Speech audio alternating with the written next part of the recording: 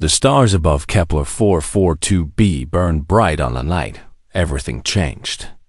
And the human colony below had no warning of what was coming for them. 40,000 people lived on that world. Farmers and scientists and soldiers and children. All of them building something new in a galaxy that had never welcomed humanity with open arms. The Valorian Dominion had watched humans spread across the stars for decades. And they had decided that this expansion needed to stop. That these soft creatures with their fragile bodies and strange emotions needed to learn their place in the cosmic order. The bombardment began. Midnight local time, Sergeant Marcus Cole was sleeping in the barracks when the first plasma strikes hit the ground, and he was running toward the civilian shelters before his eyes were fully open. His training taking over even as his mind struggled to understand what was happening. He was 26 years old, the only child of Admiral Helena Cole, and he had joined the military because he believed in protecting people who could not protect themselves. The sky turned orange and red as Valorian warships descended through the atmosphere, their weapons carving lines of fire across the colony. And Marcus watched buildings collapse and heard screams that would echo in the memories of the few survivors for the rest of their lives. He reached the civilian shelter and found it already burning, the Valorians having targeted it specifically. And he stood there for a moment that felt like forever, watching families die because an alien empire wanted to send a message. Marcus Cole did not run. He did not hide. He grabbed a fallen soldier's rifle and started firing at the dropships that were landing all around him, knowing that he could not win, but refusing to let these invaders take his world without a fight. The Valorians found this amusing at first.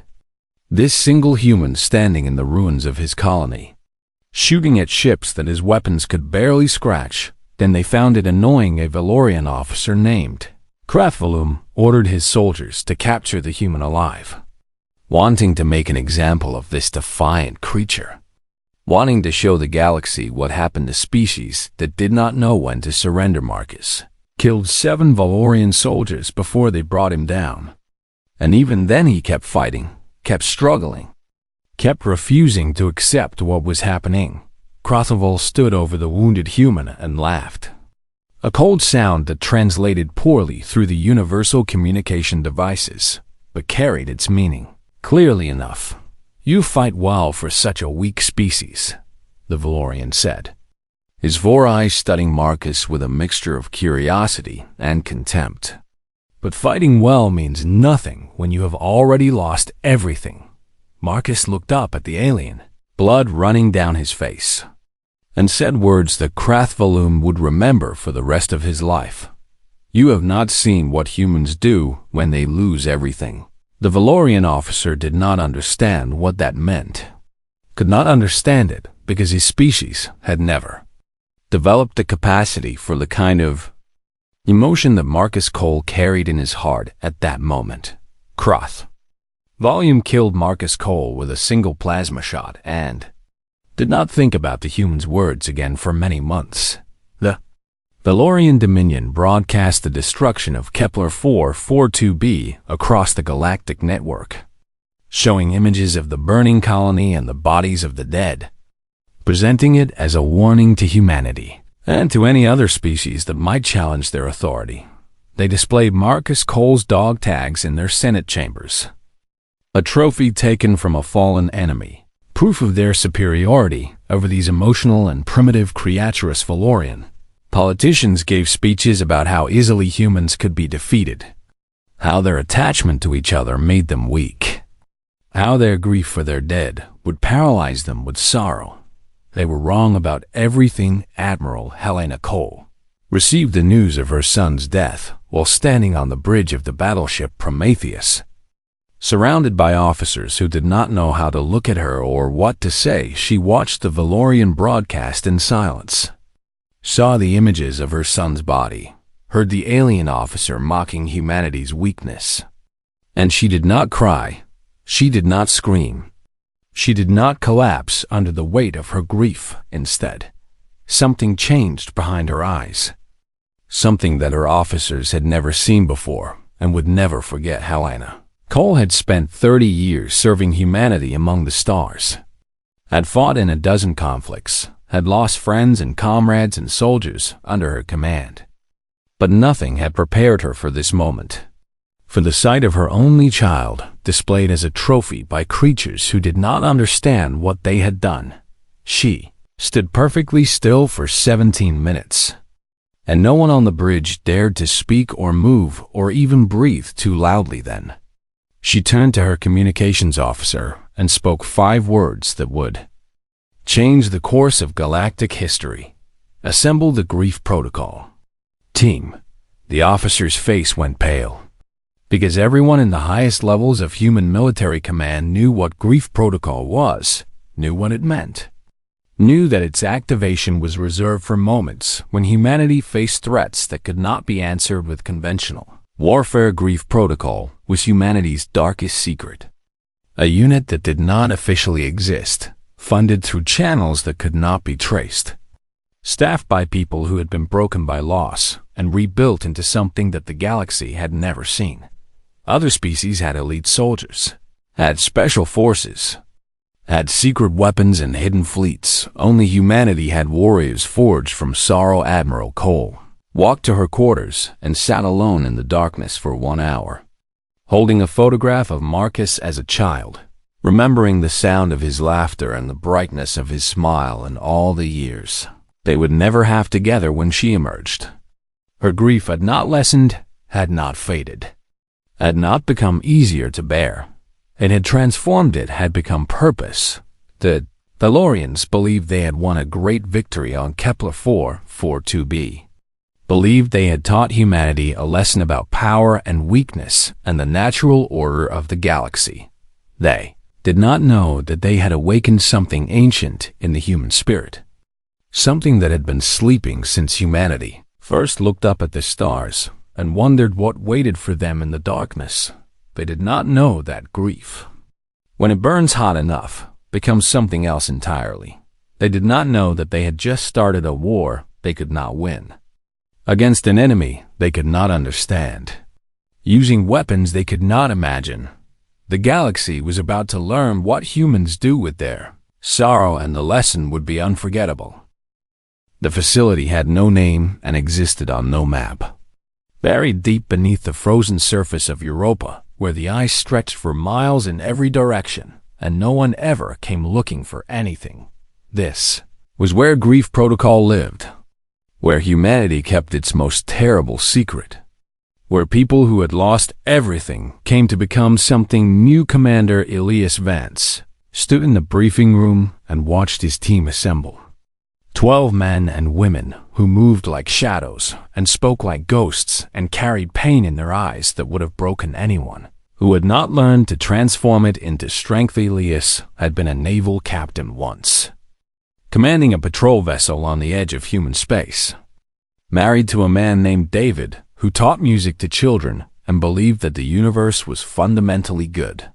Then, the Valorians came to their station. David and their twin daughters, Maya and Sophie, had been visiting Elias on his ship when the attack began, and Elias had watched helplessly as the civilian transport carrying them was destroyed, had heard his husband's voice on the communication channel cut off mid-sentence, had felt something inside himself die in that moment that would never come back to life. The military had offered him counseling and medical leave and a quiet retirement somewhere peaceful where he could try to heal. Elias had asked for something else entirely. He had asked to join Grief Protocol.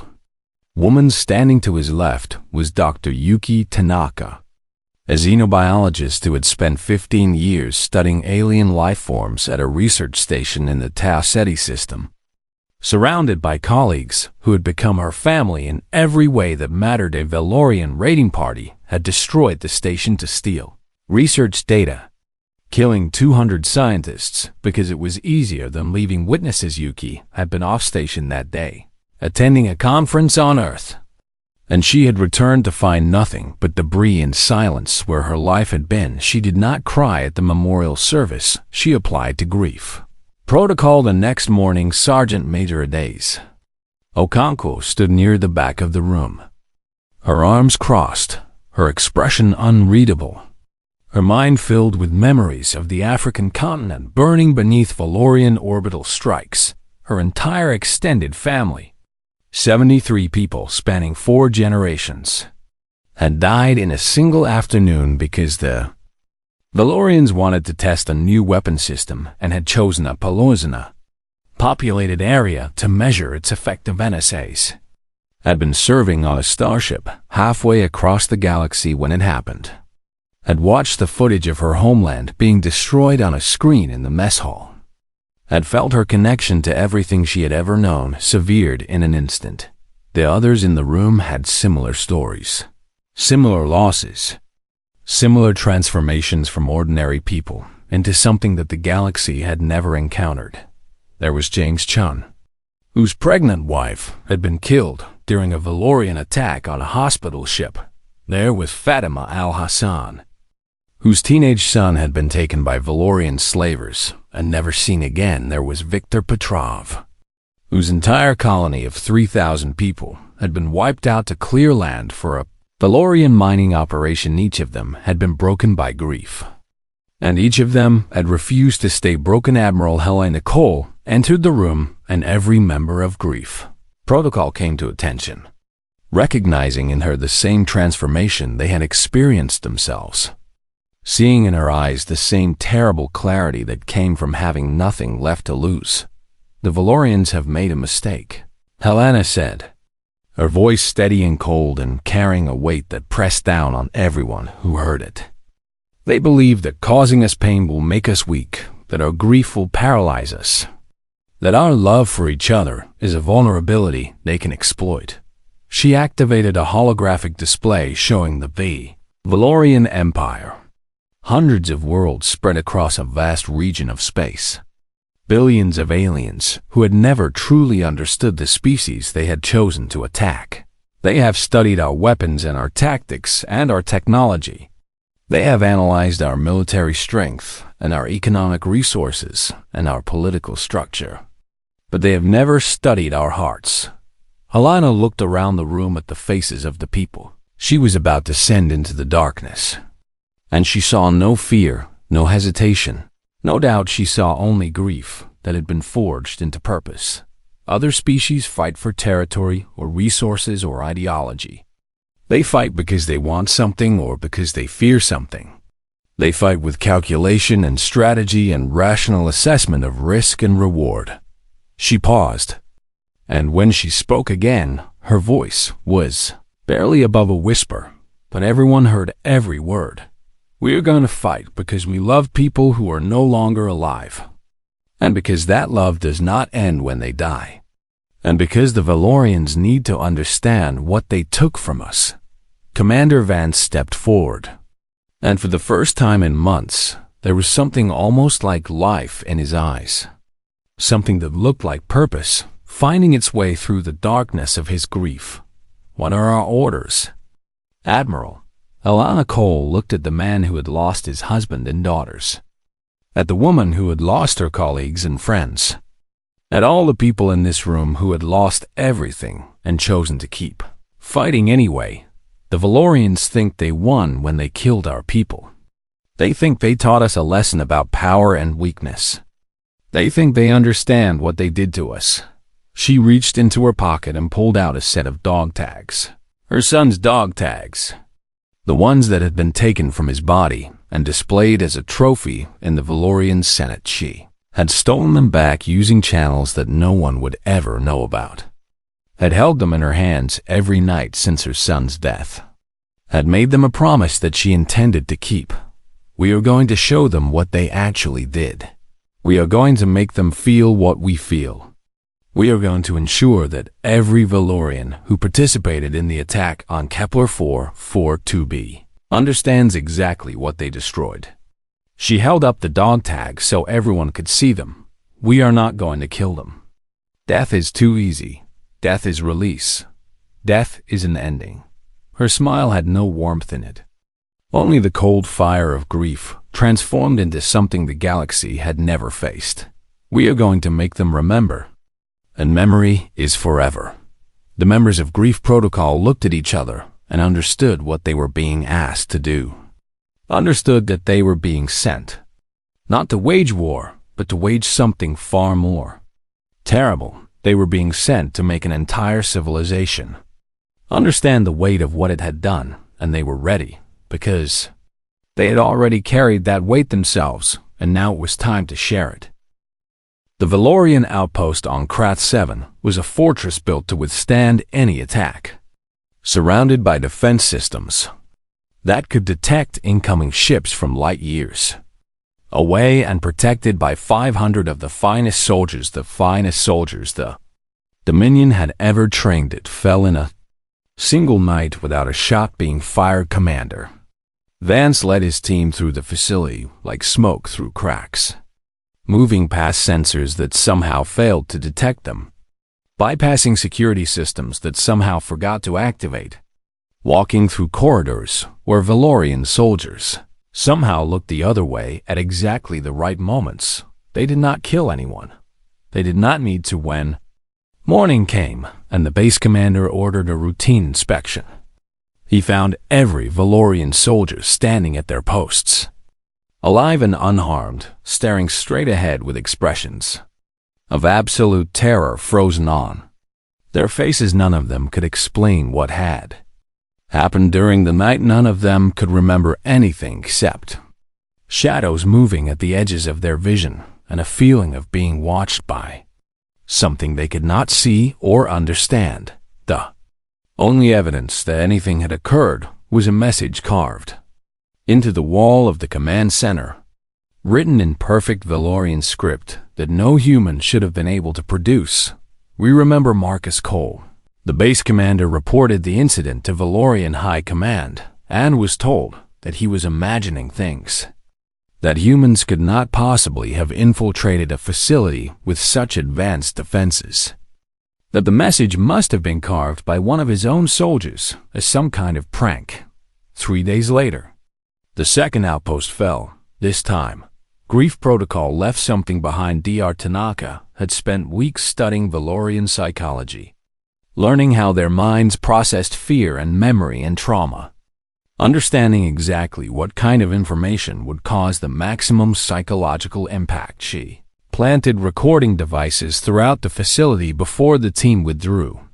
And when the Valorians reviewed the footage, they saw something that broke them. They saw humans moving through their base like ghosts, passing within inches of sleeping soldiers, standing over officers who never woke, watching and waiting and choosing not to kill when killing would have been so easy. The recordings showed Valorian soldiers stirring in their sleep as humans stood beside their beds, showed guards at their posts with humans standing directly behind them, showed the entire base completely vulnerable and completely unaware. And the humans had done nothing. They had simply watched. The psychological effect was devastating. Soldiers who watched the recordings began having nightmares about shadows and silence, began seeing humans in every dark corner, began refusing to sleep because they could not stop imagining what might be standing over them in the darkness. Entire units requested transfer away from the border, and when their commanders refused, some soldiers simply deserted, preferring court-martial to another night, wondering if they were being watched by creatures they could not see. Valorian High Command still refused to acknowledge what was happening, insisting that the recordings must be fabricated, that humans did not have the capability to infiltrate their facilities, that the fear spreading through their military was irrational and must be contained. Then the third outpost was hit, and everything changed. Grief Protocol took a different approach this time. And when they withdrew, they left a single survivor. His name was Kethril, a young officer who had been serving on Kepler 442b during the bombardment, who had followed orders and fired on civilian targets and believed that he was doing the right thing. For his Empire Commander Vance found Kethril in his quarters and sat down across from him. And the Valorian was so paralyzed with fear that he could not move or speak or even breathe properly. "I'm going to give you something," Vance said, his voice calm and quiet and carrying a weight that pressed down on Kethral's soul. "And you are going to carry it with you for the rest of your life." He placed a data chip in the Valorian's hand and closed his fingers around it. "This contains the names of every human who died on Kepler 442b. All 40,000 of them, along with recordings of their lives. Their laughter, their families, their dreams." Kethral tried to speak, tried to beg, tried to explain that he was just following orders. But no words came out. "You killed them because your commanders told you to. Because you believed they were just numbers, just targets, just obstacles to be removed." Vance leaned closer, and Kethral saw something in the human's eyes that he had never seen before. Something that was not anger or hatred, but something far worse. Something that looked like grief so vast and so deep that it had become its own kind of gravity. They were not numbers. They were people. They had names and stories, and people who loved them. And you took all of that away because you did not understand what you were destroying. Vance stood up and walked toward the door. "Now you will understand. Now you will know their names and their faces and their voices. Now you will carry them with you wherever you go. And you will never be able to forget what you did." He paused at the doorway and looked back at the young Valorian officer. "We wanted you to know who they were. Every single one, now you will carry them with you forever." As we do, Kethral was found 3 days later by a patrol ship, drifting in an escape pod, alive but unresponsive. His eyes open but seeing nothing in the present. The data chip had been connected to his neural interface, and the names of 40,000 humans were playing on an endless loop in his mind, accompanied by images of their faces and recordings of their voices and fragments of their lives that he could not stop. Experienced Angelonian doctors tried to disconnect the feed, but could not figure out how. Tried to sedate him, but found that the recordings continued even in sleep. Tried everything they could think of to free him from the prison that grief protocol had built inside his mind. Nothing worked. Kethral would spend the rest of his life knowing the names and faces of everyone he had helped to kill. Would never be able to look at another being without seeing the ghosts of the humans who had died because of him. Would carry the weight of 40,000 souls until the day he died, and that was exactly what grief protocol had intended, because death had been easy. Death would have been an ending, but memory was forever, and now the Valorians were beginning to understand what that meant. The Valorian Empire had stood for 3,000 years, had conquered 100 worlds, had defeated every enemy it had ever faced. And now it was cracking from the inside like glass under pressure that it could not see or understand. Emperor Valthkor sat on his throne in the great palace on the Valorian homeworld and listened to reports that made no sense to him. Reports of soldiers who could not sleep, of officers who had resigned their commissions, of entire military units that refused to deploy to the border with human space. His advisors told him that human agents were infiltrating Valorian facilities at will, appearing and disappearing like ghosts, leaving behind messages and recordings and psychological weapons that were destroying military morale more effectively than any bomb could have done. Emperor did not believe them at first, because he had been raised to believe that humans were weak, that their emotions made them vulnerable, that their grief for their dead was a flaw that could be exploited. Then grief protocol came for his people directly. Dr. Tanaka led the operation to infiltrate Valorian civilian networks. And within a week, every entertainment channel in the Empire was compromised. Every news broadcast was interrupted. Every screen on every world showed the same thing. Over and over again. Human children laughing, human families celebrating. Birthdays and holidays and ordinary moments of happiness that would never come again, because the Valorian military had decided that these people needed to die. Human voices saying, Goodbye to loved ones they would never see again. Recorded in the final moments before the bombardment of Kepler 442b. Preserved forever as evidence of what had been destroyed. The Valorian population had been told that the attack on Kepler 442b was a military operation against a legitimate threat, that the humans who died were enemy combatants, that the destruction was necessary for the safety of the Empire. Now they saw the truth. They saw children who had never held weapons, families who had never threatened anyone, ordinary people living ordinary lives until Valorian warships descended from the sky and ended everything, and they could not stop seeing it. Sergeant Major Okonkwo led a team that replaced military propaganda in Valorian schools with different content entirely. And soon young Valorians were learning the names of the human children who had died on Kepler 442b. We're seeing their faces, we're hearing their voices. We're understanding for the first time that the empire they had been taught to be proud of had murdered innocents by the thousands. Parents began asking questions that the government could not answer, began demanding explanations that their leaders could not provide, began looking at their children and imagining what it would feel like to lose them the way human parents had lost their children. The protests started small.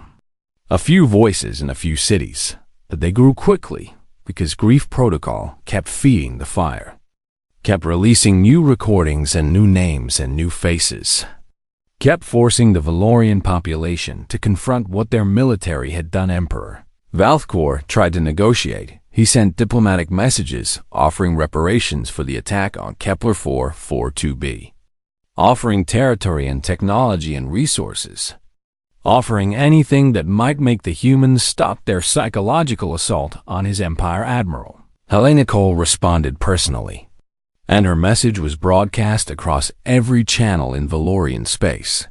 You cannot pay for what you took. Her face filled screens across 100 worlds. And every Valorian who saw it understood that they were looking at someone who had lost everything and had nothing left to fear. You cannot give us enough territory to replace our dead. You cannot give us enough technology to bring back our children. You cannot give us enough resources to fill the emptiness you created. She held up her son's dog tags, the ones that had been displayed as a trophy in the Valorian Senate. And every Valorian who had celebrated that display felt something cold move through their hearts. My son's name was Marcus Cole. He was 26 years old. He loved music and old books and walking in the rain. He joined the military because he wanted to protect people. And he died standing in the ruins of a colony that your ships destroyed. Her voice did not shake, did not break, did not show any weakness that the Valorians could exploit. You took him from me, and you laughed about it?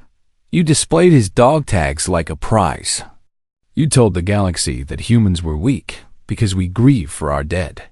She leaned closer to the camera, and her eyes held something that made Emperor Valthkor look away from his screen because he could not bear to meet her gaze even across the vast distance of space. You were wrong about everything. The protests grew larger after that broadcast, and soon they became riots.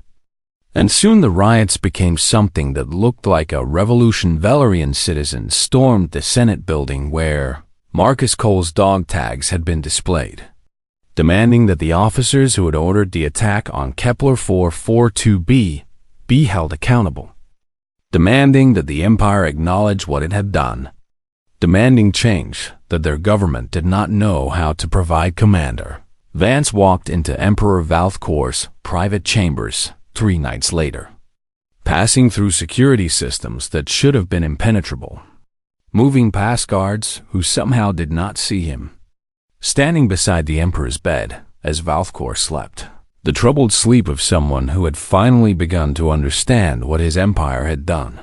When the Emperor woke, Vance was sitting in a chair beside him, watching him with eyes that held grief so deep it had become its own kind of power. Your soldiers killed my husband and my daughters, Vance said, his voice quiet and calm and carrying the weight of losses that the Emperor could not imagine. I could kill you right now and no one would be able to stop me. The Emperor did not move, did not call for guards, did not reach for the weapon hidden beneath his pillow, because he understood somehow that this human had not come for violence. But death is release, Vance continued. Death is an ending. Death is easy. He placed a holographic projector on the table beside the Emperor's bed, and an image appeared in the air. A human child smiling at the camera. A little girl with dark hair and bright eyes, and a future that had been stolen from her. Her name was Maya Vance. She was 7 years old. She wanted to be a musician like her father. She was afraid of thunderstorms, but brave about everything else. The Emperor stared at the image and felt something move inside his chest, something he did not have a name for, something that felt like it might be grief. Every Valorian child for the next 1,000 years will learn the names of those your empire murdered. Your people will remember what you did. You will be remembered not as conquerors, but as the species that learned too late what humanity carries in its heart. Vance stood up and walked toward the door. You will live with this knowledge forever. And that is something worse than anything I could do to you with a weapon. The Emperor was found the next morning by his guards, sitting alone in his chambers, staring at the image of a human child he had never met. A child whose name he would never forget. A child whose death he had ordered without ever thinking about what he was destroying. He was weeping, and he could not stop. The war ended not with a treaty or a surrender or any of the things that wars usually end with. It ended with something that no species in the galaxy had ever seen before. It ended with understanding. The Valorian Empire did not collapse, did not fragment into smaller states, did not suffer the destruction that their military leaders had feared when they realized they could not fight an enemy that struck at their souls, instead of their bodies instead. It transformed Emperor Valthkor addressed his people 6 months after Commander Vance had visited his chambers. And every Valorian in the Empire watched as their leader stood before them and spoke words that no Valorian emperor had ever spoken before. We were wrong. The silence that followed those 3 words was absolute. Millions of Valorians across hundreds of worlds holding their breath as their emperor acknowledged what they had all begun to understand. We believed that humans were weak because they grieve. We believed that their attachment to each other made them vulnerable. We believed that we could break them by making them suffer. Valthkor's voice was heavy with something that sounded like sorrow, an emotion that Valorians had always considered beneath them, an emotion that they were only now learning to recognize in themselves. We were wrong about everything. He reached into his robes and pulled out a set of dog tags, the ones that had been taken from Marcus Cole's body, the ones that had been displayed as a trophy, the ones that had started humanity's quiet and devastating war against the Valorian soul. These belonged to a young man named Marcus Cole. He was a soldier who died defending civilians who could not defend themselves. He stood alone against our forces and refused to surrender even when he knew he could not win. The Emperor held up the dog tags so that every camera could see them. We killed him and we laughed about it. We displayed these as proof of our strength. And we did not understand that by doing so, we had awakened something in humanity that we could not fight. He lowered the dog tags and looked directly into the cameras. And every Valorian who saw his eyes understood that their emperor had been changed forever by what he had learned. These will be returned to his mother, Admiral Helena Cole, in a ceremony that will be broadcast across the galaxy. And every Valorian who watches will understand that we are not celebrating a victory, but acknowledging a failure. The ceremony took place on a neutral space station, witnessed by representatives from every species in the known galaxy. And Admiral Helena Cole stood in her dress uniform as Emperor Valthkor, approached her with her son's dog tags in his hands. The galaxy watched in silence as the ruler of a Nan empire that had conquered 100 worlds bowed his head before a human woman who had conquered his entire civilization with nothing but grief and memory. I cannot give you back what we took, Valthkor said, his voice carrying across the vast chamber and out to every corner of space. I cannot undo what we did. I cannot bring your son home to you. Helena Cole looked at the alien who had ordered the death of 40,000 people and saw something in his eyes that she had not expected to see. She saw grief, but I can tell you that we understand now, that we know who they were, that we will never forget their names or their faces or the lives they lived before we ended them. He placed the dog tags in her hands and closed her fingers around them gently, as if he were handling something precious beyond measure. We will build a memorial on Kepler 442b that will stand forever. We will teach our children about what we did so that they will never repeat our mistakes. We will carry the weight of 40,000 souls until our empire fades to dust. Helena Cole looked down at her son's dog tags and felt tears running down her face for the first time since she had learned of his death. Felt the grief that she had transformed into purpose, finally releasing some of its terrible pressure. My son believed that the universe was worth protecting, she said, her voice steady despite her tears.